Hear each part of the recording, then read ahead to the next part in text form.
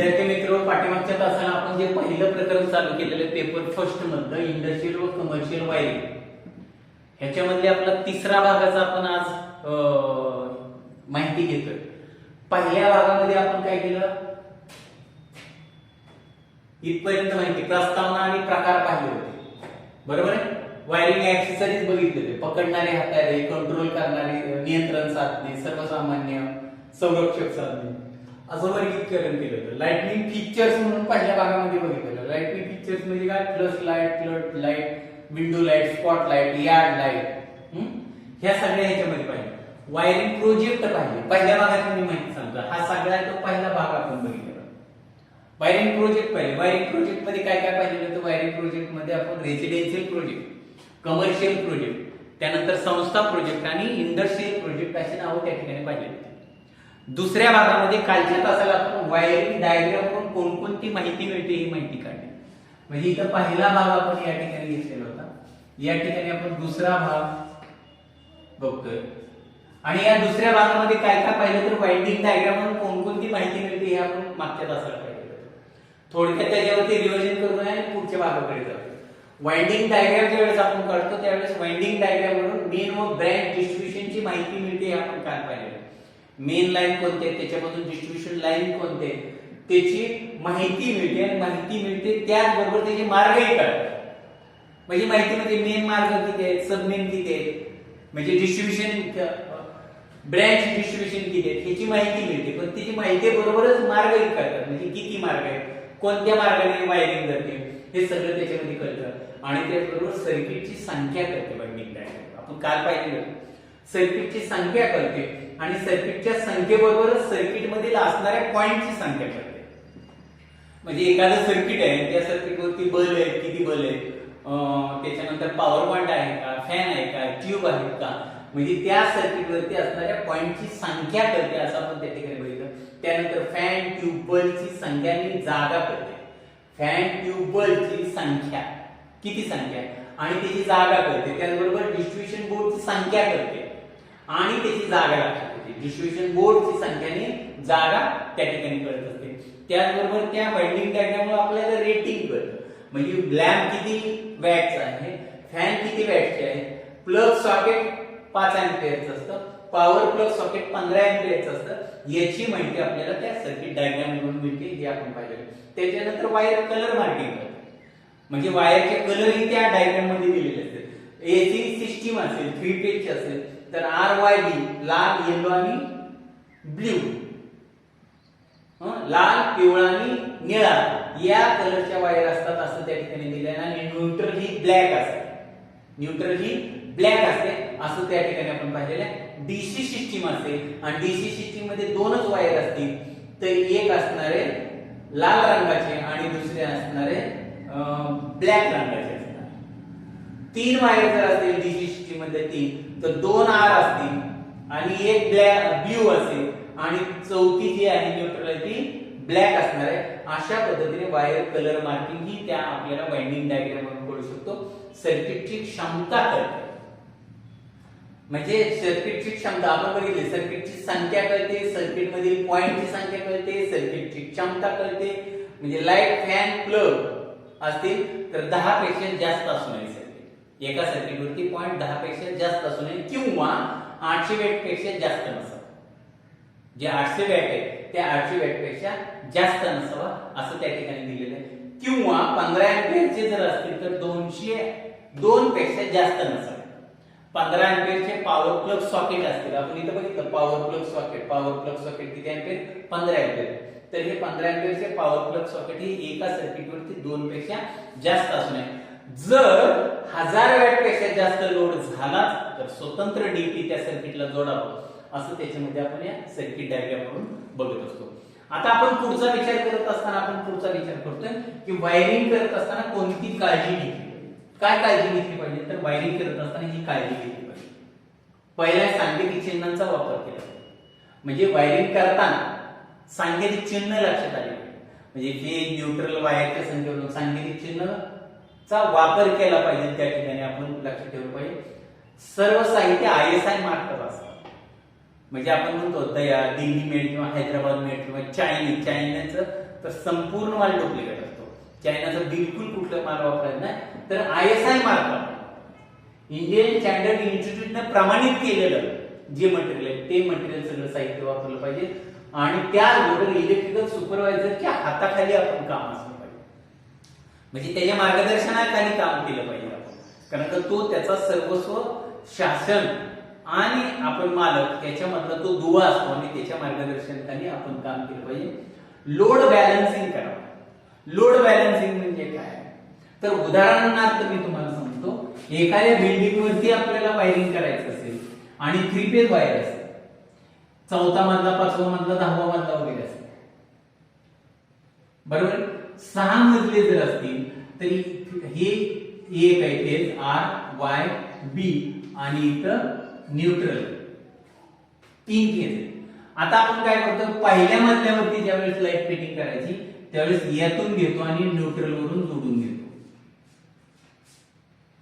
Okay, म्हणजे पहिल्या मजल्याला एकूण 6 मजले, पहिले 2 मजले असतील तर R वरून जोडा, दुसरे 2 मजले असतील तर Y दुसऱ्या फेज वरून जोडा, दुसरे 2 मजले असतील तर तिसऱ्या फेज वरून जोडा. म्हणजे लोड बॅलन्सिंग करावा. लोड बॅलन्सिंग याचा अर्थ एकाच फेज वरती लोड द्यायचा. एक 3 फेज सप्लाय आपण देत असेल तर एकाच पेज वरती लोड द्यायचा नाही, 3 पेज वरती समान लोड आला. एक दुसरं, एकाच सर्किट वरती 1000-1500 वॅट जास्त लोड द्यायचा. 1000च्या पुढे जात असेल तर दुसरं सर्किट करायचं. म्हणजे एकाच सर्किट वरती जास्त लोड द्यायचा नाही, याचा अर्थ लोड काय केला पाहिजे, बॅलन्स केला पाहिजे. लक्षात आलं. म्हणजे लोड बॅलन्सिंग करत असताना घरातलं वायरिंग असेल तर एकाच सर्किट वरती जास्त लोड द्यायचा नाही, किंवा आपण कमर्शियल वायरिंग करत असेल, इंडस्ट्रियल वायरिंग करत असेल तर एकाच फेज वरती जास्त त्या ठिकाणी लोड द्यायचा नाही, म्हणजे लोड बॅलन्सिंग करावा. हे वायरिंग करताना काळजी घेतली पाहिजे.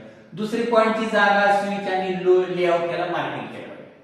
आता मी लाईट फिटिंग करतोय, माझं लाईट फिटिंग करताना बोर्ड कोणत्या ठिकाणी नाही तिथं मार्किंग करून घ्या. रफली इथं बोर्ड बसणार आहे, रफली मार्किंग वरती सिलिंगला येईल, अशा पद्धतीने प्रत्येक बोर्ड किती येतील. म्हणजे पॉइंटची जागा, स्विच आणि लेआउट सुद्धा मार्किंग केलेलं असतं किंवा इथून इकडे जाते असं या पद्धतीने मार्किंग. लेआउट मार्किंग कशाने करतो आपण, सुताची दोरी असते बारीक दाबण्याच्या जाडीची आणि ते काव मध्ये किंवा निळमध्ये बुडवली जाते आणि बरोबर लाईन दोरी मारून त्याच्यावरती ओढली जाते आणि त्या काव किंवा निळ्या दोरीचं मार्किंग त्या ठिकाणी असतं. म्हणजे लाईट फिटिंग करण्या अगोदर पॉइंटची जागा, स्विच आणि लेआउट मार्क केलेलं असलं पाहिजे असं. आता इथं हे वायर ही पट्टी अशी जाते, जर खाली येणार असेल तर ही अशी तिरकी होऊ नये किंवा अशी तिरकी येऊ नये म्हणून काय केलं जातं की जे लाईन दोरी आपण म्हणतो ती लाईन दोरी इथं बांधायची आणि खाली मोकळी सोडायची. मोकळी सोडल्यानंतर त्याला काहीतरी जाड वस्तू बांधायची. ते एकदा स्थिर राहिले की इथं दाबून ठेवायचं आणि फक्त इथं दाबून ठेवायचं आणि ही दोरी अशी ओढून सोडून द्यायची, ताणून घ्यायची, अशी ओढायची सोडून द्यायची. ह्याच्यावरती बरोबर मार्किंग होणार. म्हणजे अशा पद्धतीचं लेआउट आलं पाहिजे. हे सगळं झाल्यानंतर आपण वायरिंग केल्यानंतर वायरिंग डायग्राम हा मालकाकडे येत असते आणि सुपरवायझर किंवा मालक यांच्याकडे ती सुपूर्द करावी. का त्यांच्याकडे सुपूर्द करावी, तुम्ही लाईट फिटिंग केल्यानंतर त्याच्यामध्ये भविष्यामध्ये काय जर बदल करायचा असेल, तुमच्याकडे लाईट फिटिंग डायग्राम चालणार नाही वायरिंग डायग्राम, तर त्या मालकाकडे किंवा सुपरवायझरकडे ते परत देणं गरजेचं आहे. म्हणून त्या ठिकाणी सांगितलंय की नंतर वायरिंग डायग्राम मालक किंवा सुपरवायझरकडे द्यावा. त्याच्यानंतर काय, स्विच कंट्रोल बोर्ड असतील ह्यांची नावं दिली असतील. मोठे कमर्शियल वायरिंग मध्ये असा मोठा पॅनल बोर्ड असतो, मग तिथे लिहा पहिला मधला, दुसरा मधला, मेन स्विच, ICTP हे सगळं त्या ठिकाणी लिहिलं पाहिजे. प्रत्येक मधल्यावरची मीटर तिथे लिहिलेले असतील तर त्या मधल्या म्हणजे त्याला नावं दिलेली असतील महत्वाचं. त्यानंतर बल्ब, फॅन, ट्यूब रेटिंगचा विचार करावा.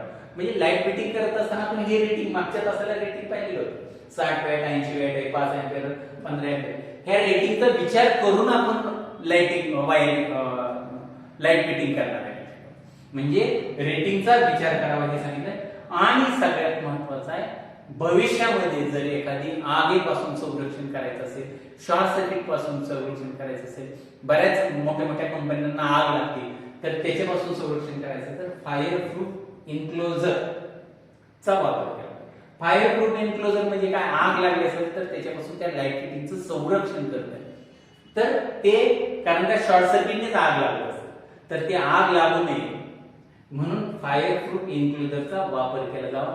परीक्षेला तुम्हाला प्रश्न असा विचारला जातो की कमर्शियल वायरिंग, इंडस्ट्रियल वायरिंग यामध्ये किंवा संस्था वायरिंग मध्ये आगीपासून संरक्षण करण्यासाठी टिंब वापरला जातो, तर फायर प्रूफ एन्क्लोजरचा वापर केला जातो असं या ठिकाणी नमूद केलं. आता पुढचा मुद्दा आहे घराबाहेरील रूम असेल, म्हणजे माझी मेन इथं बिल्डिंग आहे आणि माझी जर रूम बाहेर एखादी असेल, गॅरेज असेल, गाडी पार्किंगचा असेल, वॉचमनची रूम असेल, तर ती साधारणतः 3 मीटर पेक्षा जास्त वायर लांब नसावी. 3 मीटर पेक्षा जास्त असेल तर रेजिस्टन्स वाढतो, त्यामुळे त्याला जाणारा व्होल्टेज करंट कमी जातो. त्यामुळे आपल्याला पाहिजे ते रिझल्ट करंट त्या ठिकाणी मिळणार. म्हणून घराबाहेरील रूम असेल तर 3 मीटर पेक्षा जास्त लांब असू नये आणि असेल तर जीआय पाईपामधून ती वायर निघली पाहिजे. काही जण नुसते आपली मोकळी टाकतात, तर जीआय पाईपामधून आणि खोल असतात, खोलीला जास्त असतात. या पद्धतीचा विचार वायरिंग करत असताना आपण या ठिकाणी विचार केला पाहिजे. हे आजच्या तासाचा मुद्दा आपण बघितला. पुन्हा उद्या ह्याच्यावरती बघू आणि पुढच्या तासाला आपण काय पाहायचं ते चर्चा करूया. काय काय पाहिलं आपण लक्षात ठेवा. वायरिंग करताना कोणती काळजी, पाठीमागच्या तासाला काय पाहिलं, वाइंडिंग डायग्राम करताना कोणती वाइंडिंग डायग्रामवरून कोणती माहिती मिळते आणि वायरिंग करत असताना कोणती काळजी घेतली पाहिजे. सगळ्यात सांकेतिक चिन्हांचा वापर त्या ठिकाणी केला पाहिजे. आयएसआय मार्क असलं पाहिजे. सुपरवायझरच्या माहितीखाली देखरेखीखाली लोड बॅलन्स केलेला असावा, समान लोड असावा, पॉइंटची जागा स्विच लेआउट मार्क केलेला असावं. डायग्राम नंतर कोणाकडे मालक सुपरवायझरकडे स्विच कंट्रोल बोर्ड यांना नावं दिलेली असतात. मेन बोर्ड वगैरे असणार तर त्या ठिकाणी नावं दिलेली. बल्ब फॅन ट्यूबचा रेटिंगचा विचार करायचा. म्हणजे आपण किती वॅटचे बल्ब लावणार आहे त्या मालकांना विचारून त्याचा विचार करून आपण त्या ठिकाणी फायर प्रूफ एन्क्लोजर की ज्याचा आगीपासून संरक्षण व्हावं त्याच्यासाठी फायर प्रूफ एन्क्लोजरचा वापर करावा. आणि सगळ्यात महत्त्वाचा शेवटचा मुद्दा आहे घराबाहेरील रूम ही 3 मीटर पेक्षा जास्त असू नये किंवा ती जर असेल तर ती 3 मीटर पेक्षा जास्त असू नये, पण ती नेट असताना जीआय पाईपामधून ती वायर टाकलेली असावी आणि जमिनीच्या खाली 2.5 मीटर पेक्षा साधारणतः 2.5 फुटापेक्षा जास्त खोलीला असावी. 2.5 ते 3 फूट खोलीला असावी की जेणेकरून परत त्याच्यावरती कुठलं काम करत असताना आपण त्याचा आडखळ येणार नाही. अशा पद्धतीने वायरिंग करताना कोणती काळजी घ्यावी याची माहिती या ठिकाणी आज पाहिलेली. अजून एक नवीन मुद्दा आजच्या तासाला बघूया की कंझ्युमर बोर्ड म्हणजे काय. कंझ्युमर म्हणजे गिराईक, मागणी करणार. कंझ्युमर म्हणजे मागणी करणार विद्युत आपण आणि जो लाईट देतो ते कंपनी आहे, कंपनी बोर्ड. म्हणजे आपण मागणी करणारे म्हणजे कंझ्युमर झालो आणि एमएससीबी असेल, टाटाचा असेल, रिलायन्सची लाईट असेल ते झाली कंपनी झाली. मग आता हा कंझ्युमर बोर्ड म्हणजे काय, गिरायकाच्या मागणीनुसार त्याच्यावरती जे जे कंट्रोल सर्किट जोडले जाते त्याला कंझ्युमर बोर्ड असं असतं. आणि कंझ्युमर बोर्डचा विचार करत असताना म्हणजे मी मेन बोर्ड असतो त्याच्या लोड नुसार फ्यूज असावा. मग हा लोड कशावरती ठरवतो तर आपण रेटिंग काय दिलं होतं, जे रेटिंग आहे ते रेटिंग या ठिकाणी की 60 वॅट, 80 वॅट, 5 अँपिअरचा प्लग, 15 अँपिअरचा प्लग याच्यानुसार लोड काढला जातो आणि लोड नुसार कंझ्युमर बोर्डवरती फ्यूज असतो. फ्यूज 2 प्रकारचे, एक कंझ्युमर बोर्डचा आहे, एक कंपनी बोर्डचा आहे. कंपनी बोर्ड पुढे दिलेलं आहे, फ्यूज युनिट कंपनी बोर्डवर सील केलेलं आहे. हा कंपनी बोर्डवरती जे फ्यूज युनिट आहे ते फ्यूज युनिट हे आपल्याला हात लावता येत नाही, ते सील केलेलं असतं. मीटर आणि मीटरच्या शेजारी फ्यूज असतो आपण बघतो तो कंपनी फ्यूज, कंपनी बोर्ड. त्याच्यानंतर आपला बोर्ड येणार त्याला कंझ्युमर बोर्ड म्हणायचं. आणि कंझ्युमर बोर्डवरती सुद्धा फ्यूज असावा, कंपनी बोर्डवरती सुद्धा फ्यूज असावा आणि दुसरा फ्यूज हा कंझ्युमर बोर्डवरती असावा. म्हणजे 2 आहेत, बोर्ड 2 आहेत लक्षात ठेवा. एक कंपनी बोर्ड, दुसरा कंझ्युमरचा बोर्ड. दोन्हीवरती फ्यूज असावे. पण कंझ्युमरचा जो फ्यूज आहे तो कमी क्षमतेचा असावा. कशापेक्षा तर कंपनी बोर्ड पेक्षा जो फ्यूज आहे कंपनीचा त्याच्यापेक्षा कमी क्षमतेचा असावा की जेणेकरून काहीकडे घोटाळा झाला असेल तर सुरुवातीला कंझ्युमरचा फ्यूज आहे, कंझ्युमरचा म्हणजे गिरायक तो बदलता येईल आणि नंतर मग काय प्रॉब्लेम असेल तर कंपनी जाऊ. म्हणजे दुसरा फ्यूज कंझ्युमर बोर्डवरती असावा. फ्यूज युनिट कशावरती असावं? कंपनी बोर्डवरती व ते सील असावं. आणि कंझ्युमरचा जो फ्यूज आहे तो कसा असावा? फ्यूज लोड नुसार असावा. हे सगळ्या गोष्टी तुम्हाला 2 मार्काला प्रश्न विचारला जातो. कंझ्युमर बोर्ड म्हणजे काय? कंझ्युमर बोर्ड म्हणजे गिरायकाला कंपनी बोर्ड पासून ज्या बोर्डवरती सप्लाय दिला जातो त्याला कंझ्युमर बोर्ड, गिरायकाचा बोर्ड, आपला मालकाचा बोर्ड असं म्हणतो आपण. आणि त्याच्यावरती फ्यूज असावा लोड नुसार. आणि कंपनीचा बोर्ड असेल त्याच्यावरचा फ्यूज वेगळा असावा, त्याला सील केले असावं. कंझ्युमर बोर्डवरती जो फ्यूज आहे तो कंपनी बोर्ड पेक्षा किंवा कंपनीच्या फ्यूज पेक्षा कमी क्षमतेचा असावा. हे या ठिकाणी 2 मुद्दे आज बघितले. वायरिंग करताना घ्यायची काळजी आणि कंझ्युमरच्या लोड नुसार म्हणजे कंझ्युमर बोर्ड त्याची आज माहिती आपण घेतलेले. पुढच्या तासाला आपण नवीन मुद्दे पाहू. ठीक आहे.